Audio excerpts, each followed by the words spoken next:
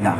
त्यात काय एवढं, आवडतं मला एकटं एकटं राहिला, विचारांच्या ओघात वाहून दूर दूर जायला, विचारांच्या ओघात वाहून दूर दूर जायला. लाखो चांदण्यांच्या कोलाहलात तोही एकटाच असतो.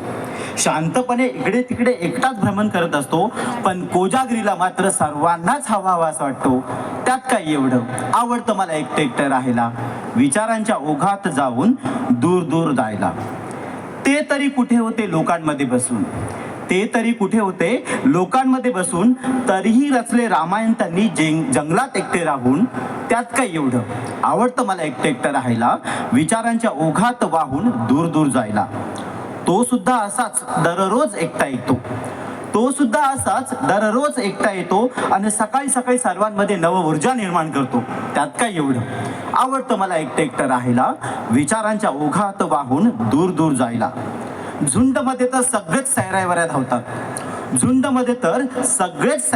धावतात, सगळीकडे नेहमी आपलाच डंका बजावतात. तो मात्र एकटाच शांत संयमी आणि करारी, पण डरकाळीने त्याच्या सगळेच बिळात घुसतात. त्यात काय एवढं, आवडतं मला एकटं एकटं राहायला, विचारांच्या ओघात वाहून दूर दूर जायला. तो तरी कुठे गेला होता हजारोंना घेऊन, परंतु एकट्यानेच पेलले होते आव्हान चक्रव्यूह तोडून. त्यात काय एवढं, आवडतं मला एकटं एकटं राहायला, विचारांच्या ओघात वाहून दूर दूर जायला. ती सुद्धा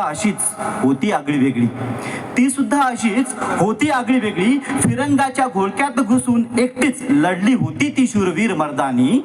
त्यात काय एवढं, आवडतं मला एकटं एकटं राहायला, विचारांच्या ओघात वाहून दूर दूर जायला. मित्रांनो, एकटेपणा असाच असतो. एकटाच राहतो, मनात ओलावा असतानाही अनेकांना तुटक भासतो. मित्रांनो, एकटेपणा असाच असतो, एकटाच राहतो, मनात ओलावा असतानाही अनेकांना तुटक भासतो. काहींना गर्विष्ठ, काहींना धूर्त आणि काहींना तर मूर्खच